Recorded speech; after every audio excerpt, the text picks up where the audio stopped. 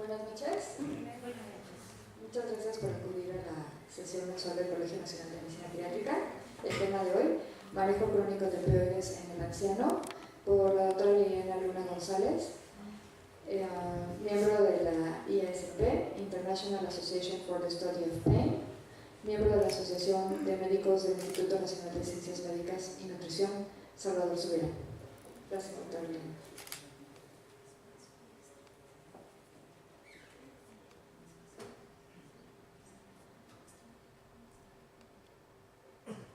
Buenas noches a todos, gracias por su asistencia. El tema del día de hoy es manejo crónico de opioides en el anciano.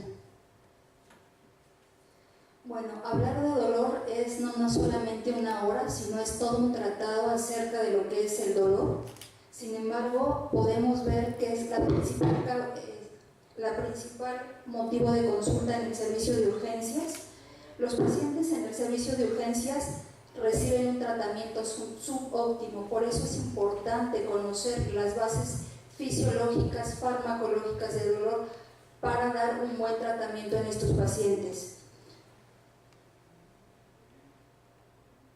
Cada día cobra mayor relevancia el manejo de dolor, ya que actualmente este está considerado como el quinto signo vital y que el cual debe de estar valorado tanto por el servicio de enfermería como en el servicio de enfermería y de residentes médicos, así como los médicos no solamente de geriatría, sino todas las áreas del hospital. Sin embargo, el acceso al sistema y a los pacientes, específicamente hablando en el rubro del paciente geriátrico,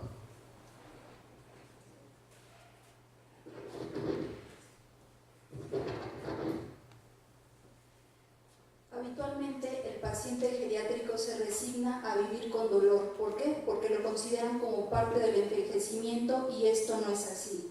Hay factores determinantes como el costo y el acceso específicamente a AINES como tipo COX-2 y específicamente a opioides, los cuales requieren una prescripción específica y un grupo depende del medicamento, es decir, si estamos hablando de morfina, pertenece al grupo 1 que vamos a ver más adelante y el cual requiere un recetario especial para poder prescribir estos medicamentos. Es otra de las limitantes importantes por las cuales nos encontramos. En el medio privado pudiera ser un poco accesible, en la parte hospitalaria tenemos limitante el costo que nos presentan y el limitado cuadro básico con el cual contamos. Sin embargo, habría que revisar desde el punto de vista epidemiológico que los pacientes en el servicio de urgencias refieren aproximadamente de ellos dolor agudo el 88% y dolor crónico agudizado el 8%. Entre 3 y 4% de los pacientes pueden presentar dolor crónico a diferentes comorbilidades ya preexistentes o patologías agudizadas. Revisando aún más la epidemiología, tenemos que pacientes mayores de 65 años van a presentar dolor crónico entre un 50 y un 80%, el 48% de los pacientes mayores de 65 años y el 71% en los mayores de 80 años. Esto se traduce clínicamente que los pacientes van a referir agotamiento, van a referir sufrimiento psicológico, ya que el dolor crónico genera depresión, genera ansiedad, genera alteraciones en el estado del sueño y un incremento en la percepción dolorosa. ¿Cuáles serían entonces las limitantes? Que es complicado valorar el dolor, el miedo a los efectos secundarios de la terapia farmacológica o la interacción farmacológica de estos y los prejuicios que existen alrededor del uso de opioides. Sin embargo, si revisamos a lo largo de la historia, el dolor se conoce desde que el ser humano aparece en la superficie terrestre. Ahí tenemos a los cráneos, donde se hacen ya incluso craneectomías. En el año 2600 a.C. ya estaba estudiada la terapia con acupuntura, con opioides o terapia herbolaria. Tenemos hipnosis o terapias físicas para el manejo de dolor crónico. Tratamiento intervencionista como cordotomías en el siglo XX, actualmente siglo XXI tenemos nuevos fármacos, los cuales tienen menos efectos medicamentosos. Tenemos bombas elastoméricas, o tenemos puertos subcutáneos, o tenemos neuroestimuladores cutáneos para el manejo de dolor crónico. Sin embargo, ¿cómo valoramos el dolor? Tenemos escalas unidimensionales y multidimensionales, en las cuales ustedes lo deben de conocer. La escala de Caritas, que esas habitualmente se aplica en el paciente pediátrico, pero pudiéramos utilizarlo en el paciente geriátrico. Se va en una escala, en una numeración del 0 al 10, donde 0 es nada de dolor, 10 es el dolor más severo que ha presentado en su vida el paciente, y a veces tenemos discrepancia entre la escala numérica y la escala verbal análoga. Si le preguntamos a un paciente cuánto tiene de dolor del 0 al 10, nos podría decir 8. Y cuando le decimos cuánto tiene de dolor leve, moderado o severo, nos va a decir que el dolor es leve. Eso implica que no podemos dar un diagnóstico adecuado en el paciente ni la intensidad de dolor la cual está presentando el paciente. Esta escala es la que utilizamos más en el servicio, dado que es más funcional para el paciente geriátrico, en donde 0, el paciente no nos refiere dolor. 1, el dolor puede ser tolerable y no dificulta la realización de actividades. 2, el dolor puede ser tolerable, pero tiene dificultad para algunas actividades. 3, el dolor es intolerable, pero puede usar el teléfono, puede ver la televisión o leer. Es decir, está funcional el paciente. Sin embargo, ya en una numeración del 4, el dolor puede ser intolerable. Además, aquí ya no puede utilizar el teléfono, ya no puede ver la televisión o puede leer. Considerado el número 5 como un dolor severo, aquí el paciente ya no es capaz de concentrarse para hacer ese tipo de actividades. Esto pudiera darnos un poquito de mayor visión acerca de la intensidad que tiene el paciente de dolor. Y el dolor también se complica aún más porque a veces no es un signo útil en nuestros pacientes geriátricos, de tal manera que hay un alto índice en pacientes con infartos silentes. En el caso de abdomen, el paciente puede tener signos de irritación peritoneal y la intensidad de dolor no puede ser valorable. O la fibromialgia, que actualmente se están diagnosticando más pacientes y no presenta los signos típicos de la enfermedad. El impacto en la calidad de vida entonces disminuye el dolor, la funcionalidad, la actividad, el apetito, el desempeño laboral, la capacidad para el ejercicio, las alteraciones en el sueño, pasatiempos, incluso la parte sexual también se ve alterada, que se aumenta el sufrimiento, la depresión que ya les había mencionado, la ansiedad y la idea suicida. De ahí entonces que tendríamos que ver al dolor como un entorno multidimensional, ver la parte fisiológica y ver la parte afectiva y psicosocial. ¿Qué entidades patológicas pueden presentar el dolor como signo cardinal? Exacerbaciones agudas de la artritis, fracturas por osteoporosis en cuerpos vertebrales, enfermedades vasculares periféricas, neuropatías diabéticas periféricas, neuralgia del trigémino, que es algo común en los pacientes ancianos, neuralgia posherpética, dolor central posinfarto, que a veces este rubro en específico no lo diagnosticamos bien, dolor central. Creemos que el paciente puede tener alguna demencia o puede estar en estado depresivo y esto sí se puede presentar. Dolor de miembro fantasma, úlceras cutáneas o en mucosas, síndromes miofaciales o dolor visceral. Como ven, hay una amplia gama de padecimientos dolorosos que pueden presentarse en nuestros pacientes. Luego entonces, una vez que medimos el dolor, ¿cuál sería el tratamiento que le vamos a dar al paciente? Tendríamos que medir también qué tipo de dolor tiene el paciente, es decir, ¿es dolor nociceptivo? ¿Es dolor musculoesquelético? ¿O es dolor neuropático? ¿O es dolor visceral? Una vez que podemos determinar todo esto, nos vamos a la escalera analgésica según la OMS. Esta escalera fue diseñada para el paciente oncológico. Sin embargo, actualmente aplica también para el dolor no oncológico.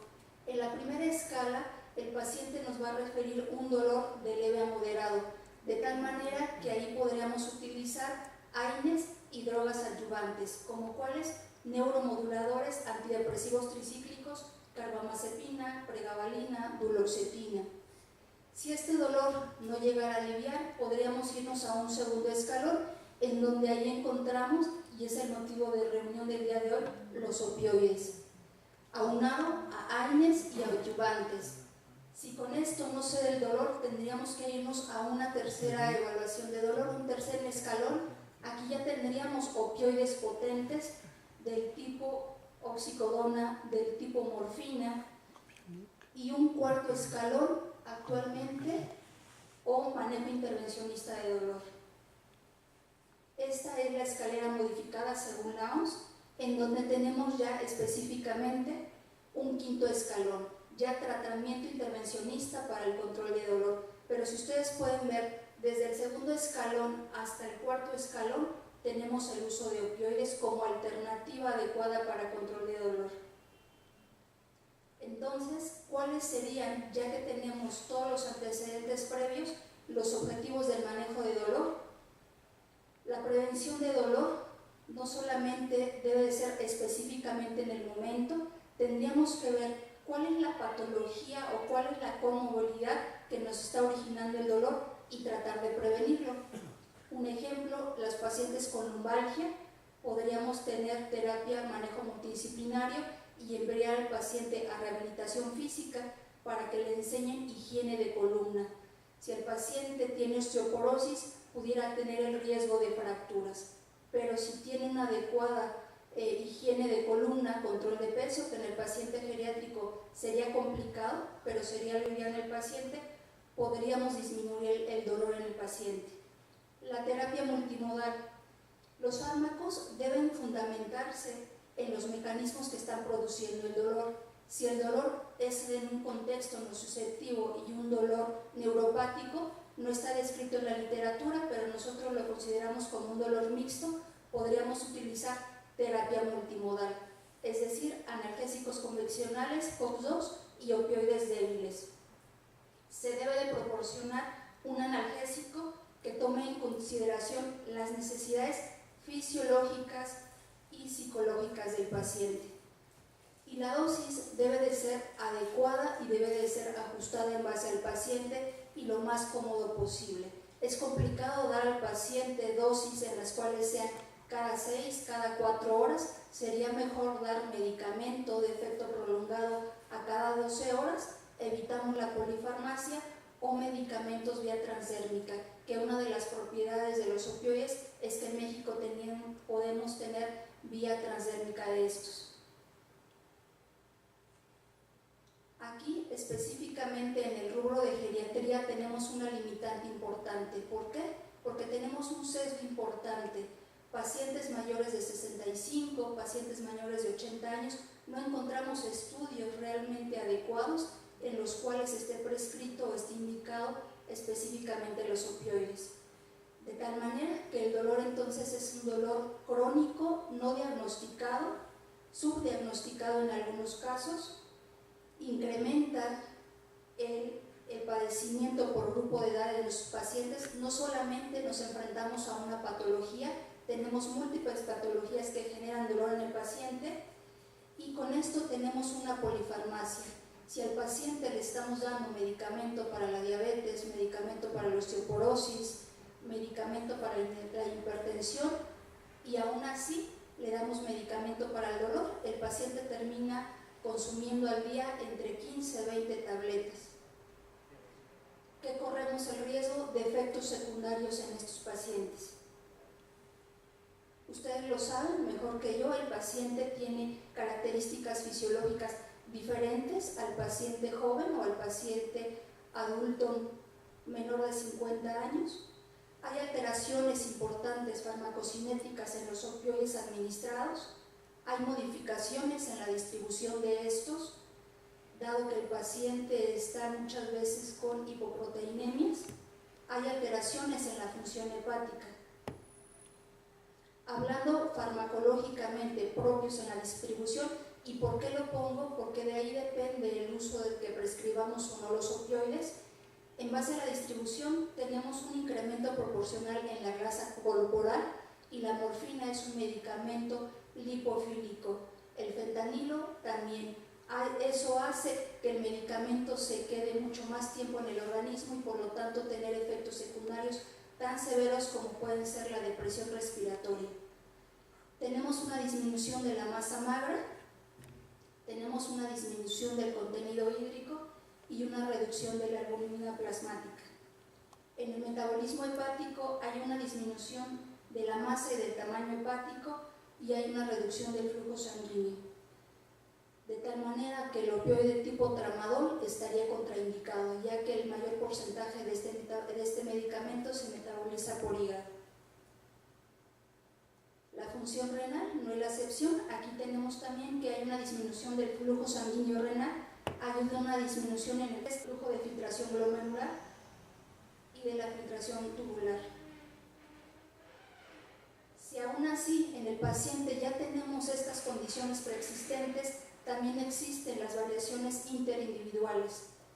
Hay influencia de otros factores, hay enfermedades digestivas importantes en los pacientes, pólipos intestinales, puede tener el paciente colitis, puede tener antecedentes de sangrado de tubo digestivo por el uso crónico de AINES, enfermedades hepáticas el paciente o interacciones farmacológicas.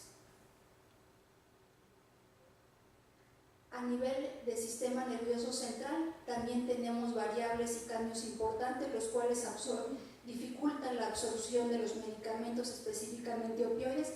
A nivel del sistema periférico hay disminución en la velocidad de conducción, disminución en el flujo neuronal, hay una disminución en la neuroregeneración de los músculos, de los nervios periféricos.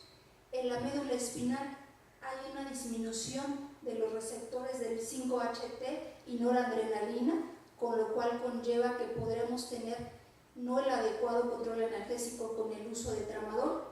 Y en la corteza cerebral tenemos una disminución importante de las conexiones dendríticas y de los cuerpos neuronales. Si ustedes recuerdan, yo les dije al inicio que el dolor puede ser una experiencia sensorial y emocional desagradable. La percepción del dolor en el anciano es diferente a la de un adulto o a la de un niño. Entonces, ¿cuál sería el impacto clínico y la importancia de dar un tratamiento farmacológico adecuado? Tenemos un umbral más bajo de dolor en los pacientes, tenemos algunas veces menor tolerancia en el dolor y a veces esto no cambia la magnitud de dolor. Y bueno, ¿y entonces qué le damos al paciente si ya vimos que tenemos muchas limitantes? Hay varias opciones en el tratamiento para el dolor del tipo farmacológico, considerando que el dolor fuera no susceptivo o fuera de carácter inflamatorio. Tenemos un arsenal terapéutico como pueden ser el paracetamol, pueden ser los inhibidores de la COX-2 o pueden ser los opioides. Si estamos considerando y evaluamos si nuestro paciente tiene un dolor de tipo neuropático, ya se los había comentado, podemos utilizar antidepresivos, antiepilépticos o agentes tópicos como anestésicos locales, tipo prilocaína, tipo lidocaína, cuando podríamos utilizarlos en pacientes con neuralgias posherpéticas. Y hay una nueva clase de medicamentos, los cuales tienen doble mecanismo de acción, pueden ser inhibidores de la recaptación de noradrenalina con actividad opioide. Este medicamento está en el mercado, es tapentado, es una nueva generación de medicamentos tipo opioide. Y entonces tendríamos que entender qué son los opioides.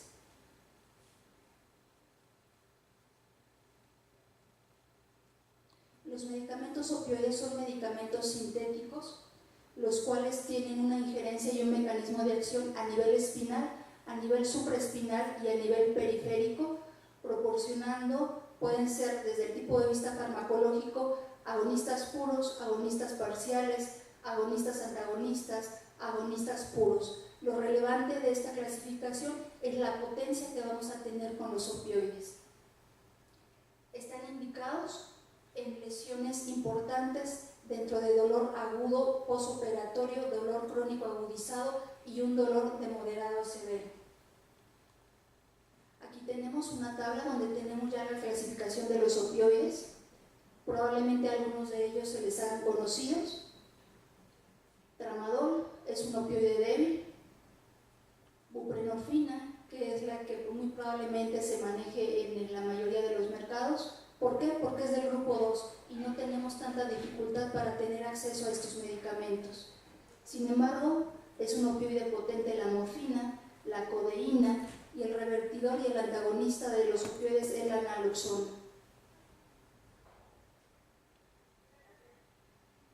Hablando de la potencia de los opioides, este es un ejemplo claro. ¿De dónde partimos? Nuestra media sería la morfina.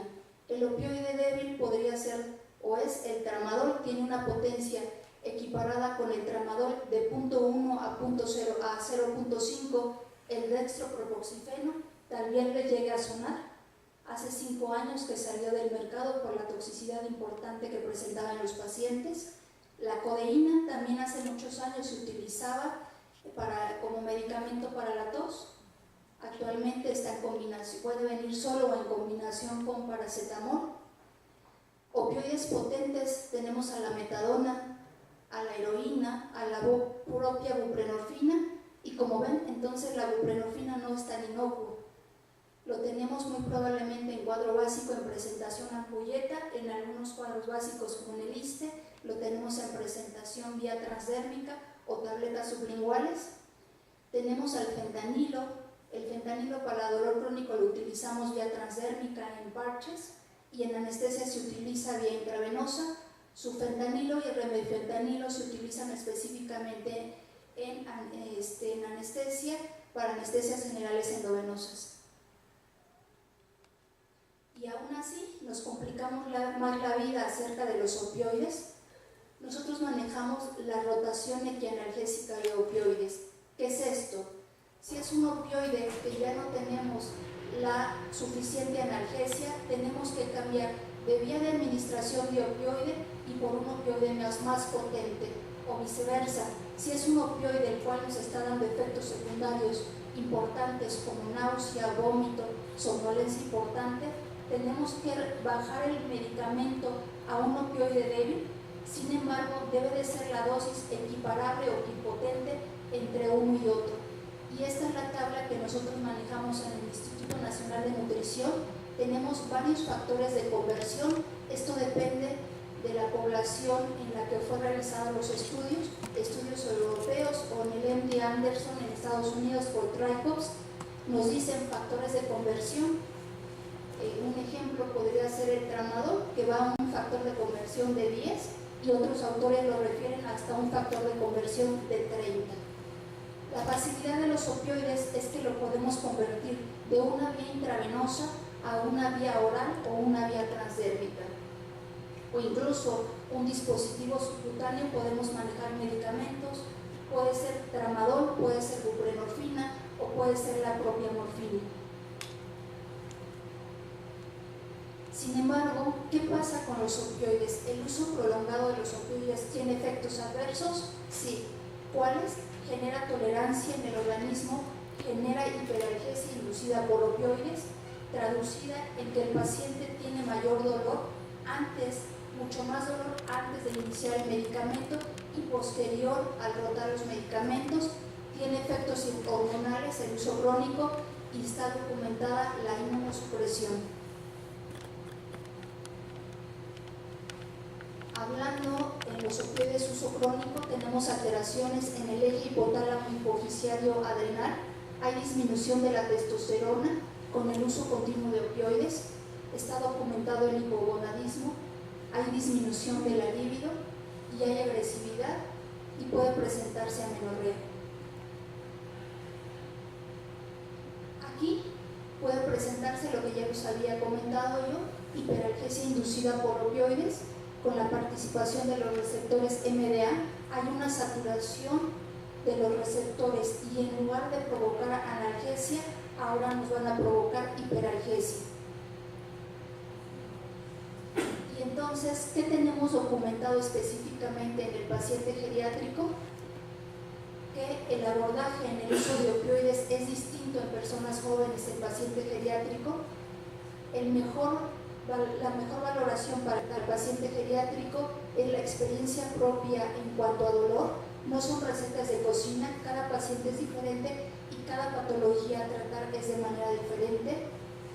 Si el paciente se ve afectado en la calidad de vida y el funcionamiento diario, es importante entonces tratar el dolor.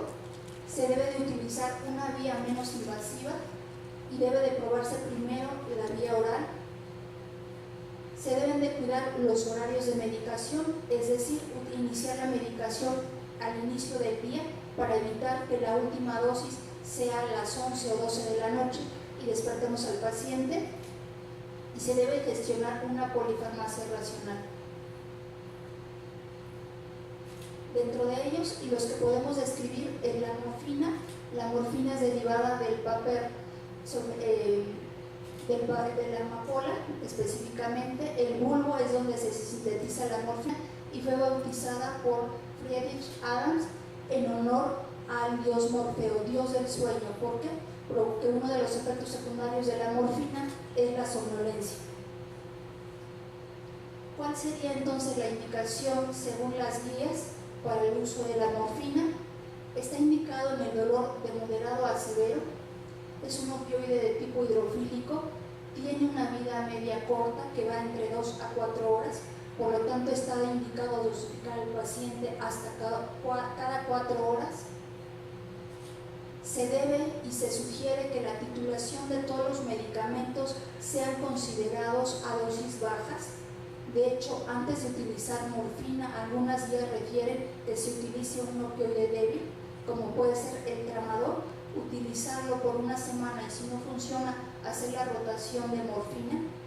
Específicamente para el paciente opioide se refiere el ascensor analgésico, es decir, no tendríamos que empezar con un opioide débil. Si estamos considerando que el dolor es severo, directamente nos vamos a morfina, controlamos al dolor y después nos regresamos a un opioide débil.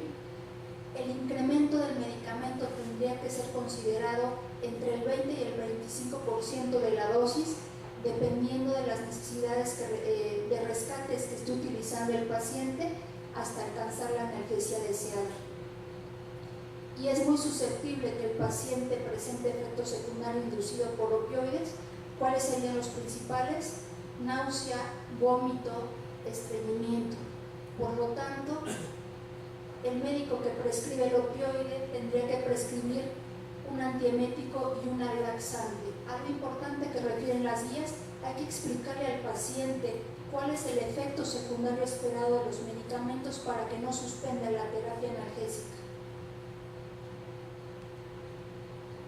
La morfina tiene efectos específicos sobre el sistema nervioso central y todos los órganos que contienen el músculo liso. Por lo tanto, va a tener efectos analgésicos, que es lo que queremos conseguir. Sin embargo, ya vimos que los receptores que están son los receptores mu, los podemos encontrar en el sistema nervioso central y el efecto secundario esperado va a ser euforia, va a ser sedación, va a ser disminución en la capacidad de concentración, puede tener sequedad de boca, náuseas o prurito inducido por opioides. El paciente puede tener hipotensión súbita. Por lo tanto, al inicio del medicamento se debe tener vigilancia en estrecha en el paciente, más cuando el paciente es cardiópata o tiene alteraciones en el sistema nervioso central, o están documentados el delirium o está documentado alguna demencia.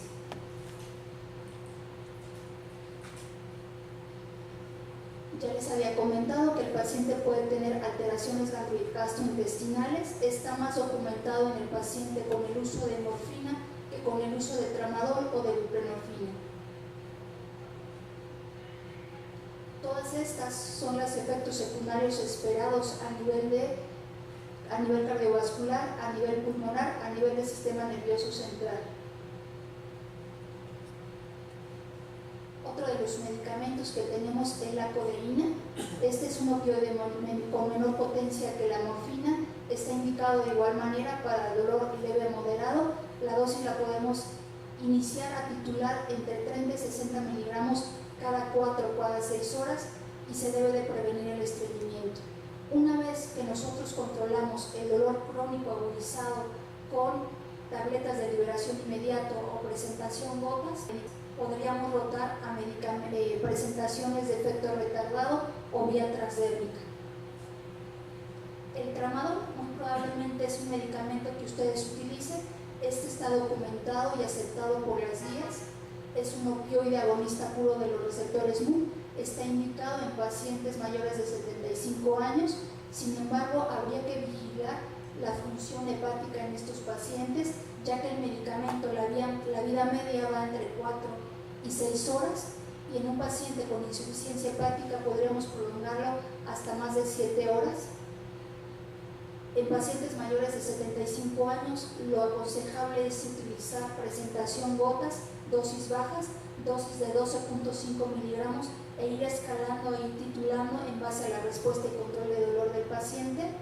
Este produce menos estreñimiento y sedación que los opioides puros, y se puede combinar, y hay en el mercado presentaciones de tramadol con paracetamol o ketorolaco. Para dolor crónico la indicación es con paracetamol. Para dolor quirúrgico o dolor agudo está indicado el uso de ketorolaco. El uso crónico de la combinación de tramadol con ketorolaco pudiera provocar en el paciente primero insuficiencia renal secundaria a ketorolaco y después insuficiencia hepática por el paracetamol.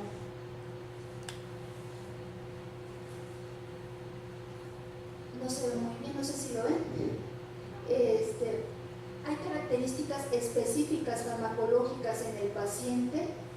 Tendríamos que tener en cuenta la disminución en las funciones fisiológicas del paciente, por lo tanto, qué alteraciones farmacocinéticas y farmacodinámicas vamos a tener, el potencial efecto de los efectos secundarios.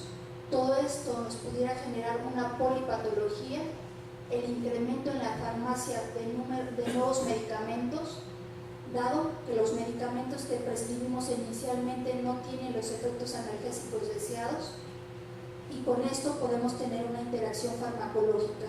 Algo importante es que no se pueden combinar los opioides, dada la potencia que ya vimos que tienen y los potenciales efectos secundarios. Tendría que ser el mismo medicamento en diferente presentación. Pudiera ser buprenorfina vía transdérmica, parches, y si esto no es suficiente, utilizar dosis de rescate, dosis extra del medicamento, tabletas sublinguales de buprenorfina.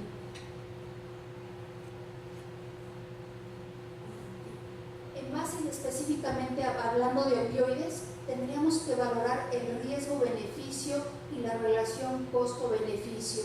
Porque uno de los mitos de la terapia farmacológica con opioides es la dependencia a opioides o el abuso a opioides. Sin embargo, hablando en el contexto de la edad del paciente, habría que valorar el beneficio que tiene en el control de la analgesia versus la tolerancia o versus el abuso a opioides. Actualmente en México existe la formulación de oxicodona, que es una fórmula disuadora de la dependencia a opioides. Este medicamento no se puede triturar, no se puede perforar, no se disuelve en agua, tiene un margen de seguridad adecuado. Y tendríamos que valorar, aparte de todo esto, la calidad de vida del paciente. También ustedes esto ya lo saben, el riesgo potencial al uso de opioides aunados con la polifarmacia que tiene el paciente, el riesgo de interacciones farmacológicas con 2 drogas aproximadamente el 6%, con 5 drogas del 50%, con 8 drogas es del 100%. ¿Qué tenemos con esto? Errores en el incumplimiento de la toma del medicamento y sobre todo, ya vieron, los opioides tienen efectos importantes secundarios a nivel del sistema nervioso central y a nivel cardíaco. También todas las causas de la polifarmacia, tanto a ustedes como geriatras o a nosotros como algólogos, paliativistas, son los últimos médicos a los cuales nos visitan. Ya pasaron con el médico familiar, con el internista, con el cardiólogo. Todo el mundo da prescripción de medicamentos pero no le da el seguimiento adecuado. Cuando llegan con nosotros, entonces, ¿qué hace el paciente? Se automedica. ¿Por qué? Porque la terapia farmacológica previa no fue adecuada para aliviar el dolor. Algo importante, hay que decir la verdad al paciente. Hay padecimientos crónicos los cuales no van a resolver con opioides y el paciente va a tener dolor. Sin embargo, la intención de una terapia ergológica es controlar el dolor. Si nosotros logramos disminuir el 50% del dolor inicial, podríamos considerar una terapia ergológica exitosa, dado que si es un paciente que tiene artritis reumatoide y tiene secuelas de artritis, sería complicado quitar al 100% el dolor. Pacientes diabéticos, neuropatías diabéticas, diabéticos mal controlados, que si hacemos electromiografías ya hay una alteración permanente e irreversible de los nervios periféricos. Existe en México documentado muy poquito acerca del manejo de dolor crónico. Esta es una guía acerca de la terapia multimodal, las dosis que pueden estar prescritas en el paciente tanto geriátrico, extremos de la vida, como geriátrico. Esta es una revisión del 2005 donde tenemos parámetros de práctica para el manejo de dolor agudo. Tenemos para el manejo de dolor crónico en México. Es un consenso que se realizó en médicos alólogos de todo el país y llegaron a un consenso de cuál sería la terapia farmacológica indicada en base a existencias en el territorio mexicano. Las guías canadienses y las guías estadounidenses para las recomendaciones para el manejo de dolor nos dicen que está indicado, como ya lo había dicho, en el manejo de dolor de moderado a grave. Deben usarse liberaciones o preparados de liberación retardada. Se deben de utilizar a demanda estos medicamentos. La recomendación de estas guías también es la utilizar la prevención de algún laxante para evitar el estreñimiento. Se debe de tener cuidado especial pacientes con alteraciones de estreñimiento crónico previo, ya que el laxante pudiera ser contraindicado en algunos de los pacientes o pacientes pudieran presentar, no es el caso en dolor crónico, pero hay pacientes oncológicos que pudieran dar datos de obstrucción intestinal.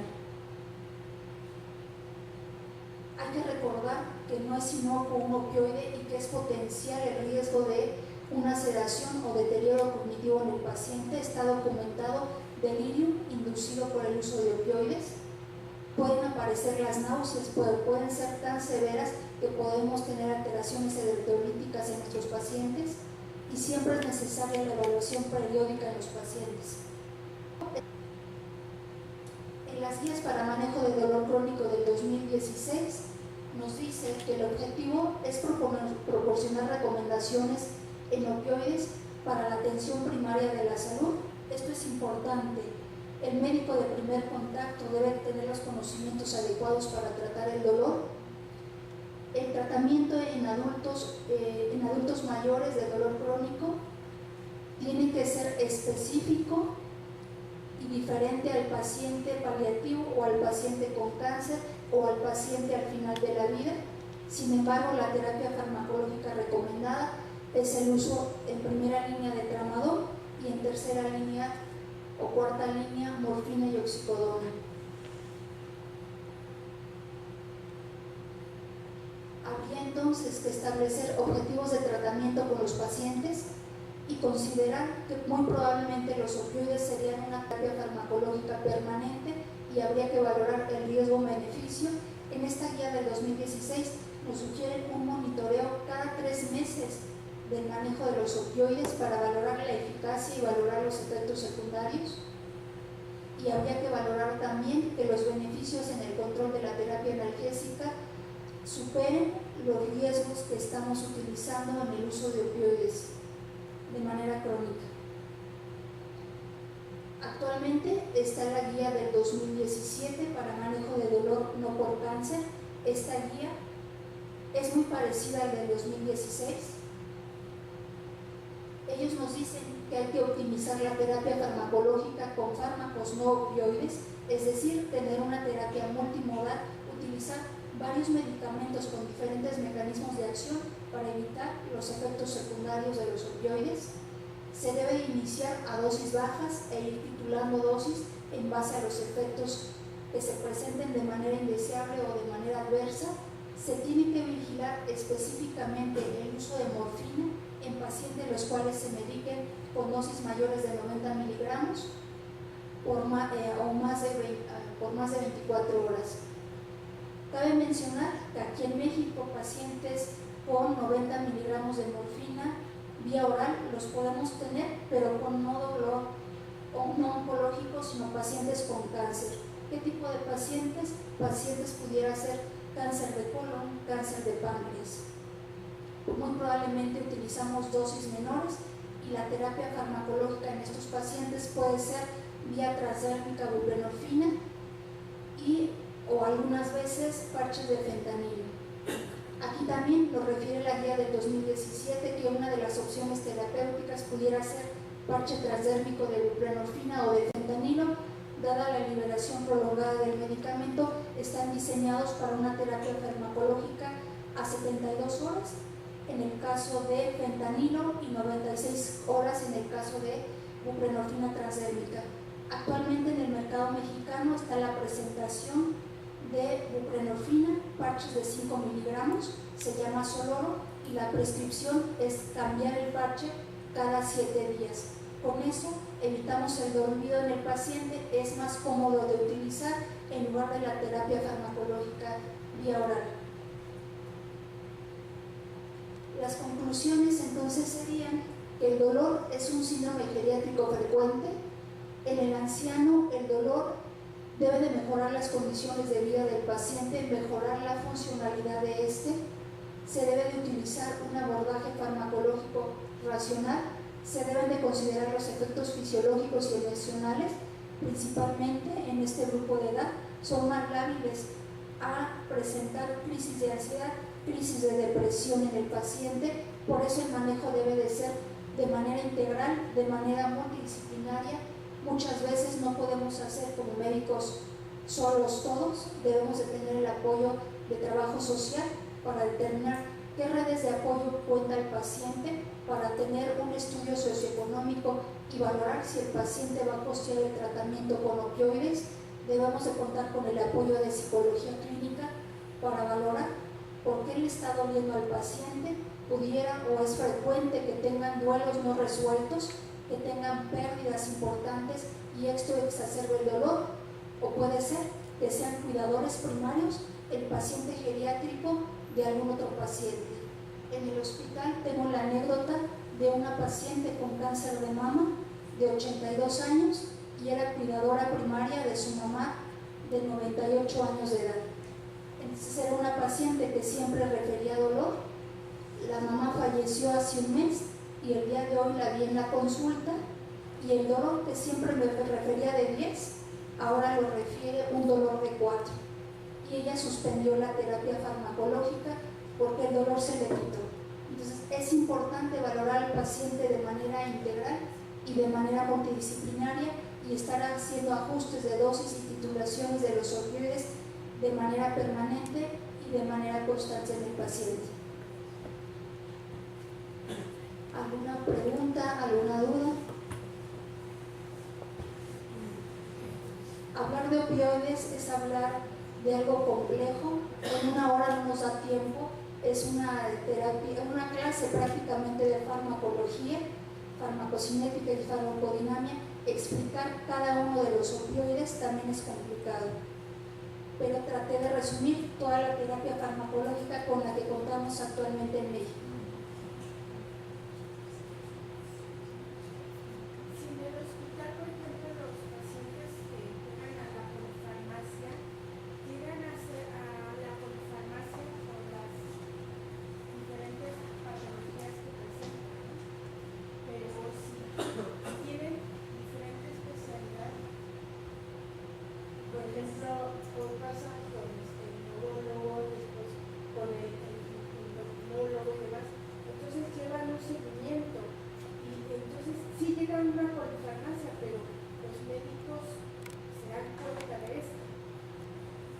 Cómo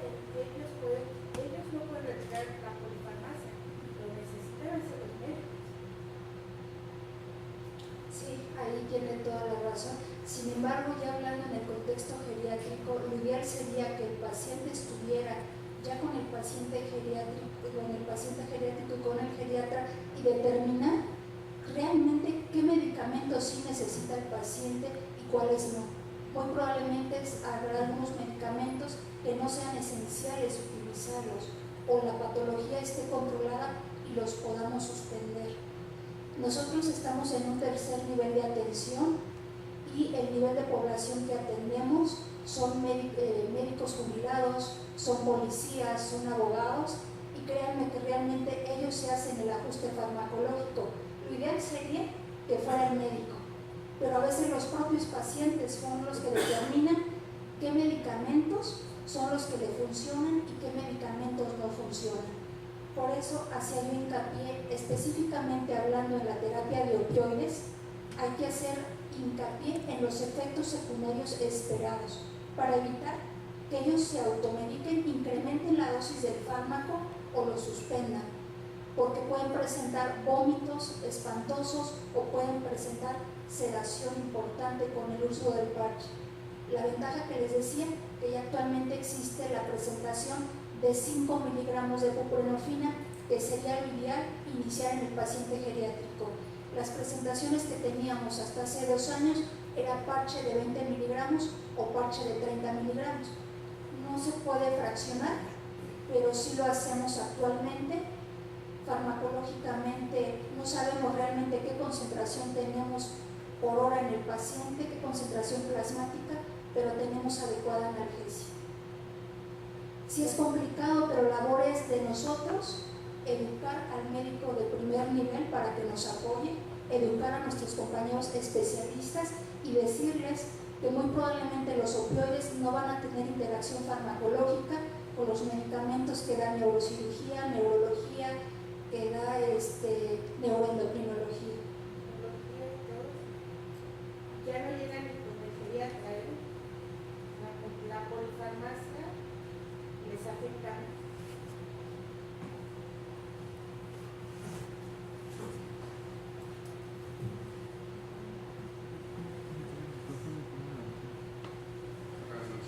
Gracias por la presentación.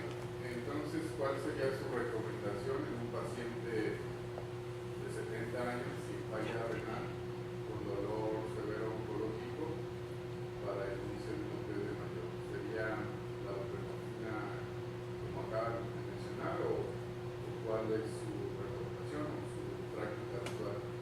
Sería la buprenorfina, doctor. Iniciar a dosis bajas, 5 miligramos e ir titulando cada semana, dado que el parche, en este caso la presentación es cada 7 días. Si en 7 días vemos que el efecto analgésico no es suficiente, podríamos rotar a la siguiente semana parches de 10 miligramos, posteriormente parches de 15. Algo que se me olvidó comentar, los opioides no tienen dosis tope. Queda el tope de los medicamentos, los efectos secundarios. El único que pudiera hacer es buprenorfina vía intravenosa. Ese sí tiene dosis techo. Podríamos escalar incluso hasta 40, está documentado, 40-50 miligramos de morfina transdérmica en pacientes con dolor oncológico. Lo ideal sí sería utilizar un opioide potente como buprenorfina. Sin embargo, habría que ver si el paciente no tiene otras comorbilidades y podríamos, si es paciente virgen a opioides, mejor iniciar con tramadol a dosis de 50 miligramos cada 6 horas. En el paciente paciente no oncológico, la dosis máxima de tramadol puede ser hasta 400 miligramos. Refiere la literatura. Paciente con cáncer pudiera ser hasta 600 miligramos.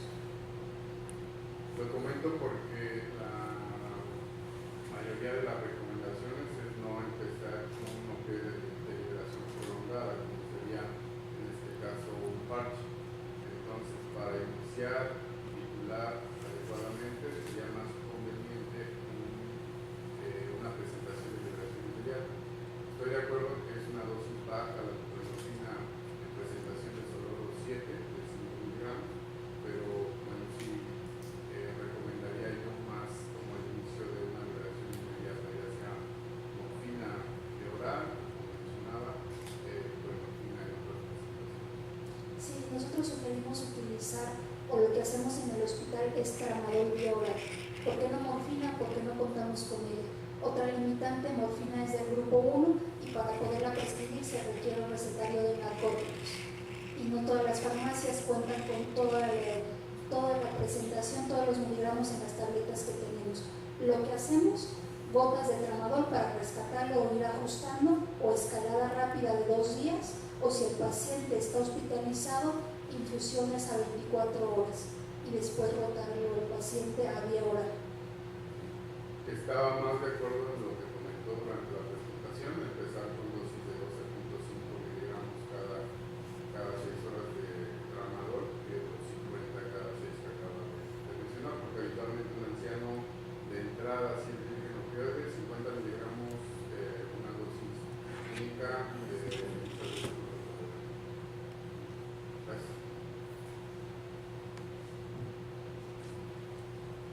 ¿Alguna otra pregunta, Aurea?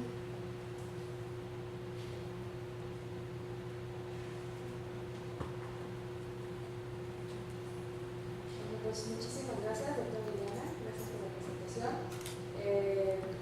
Pues la doctora ya nos pone su correo por si tenemos todavía alguna duda, algún comentario.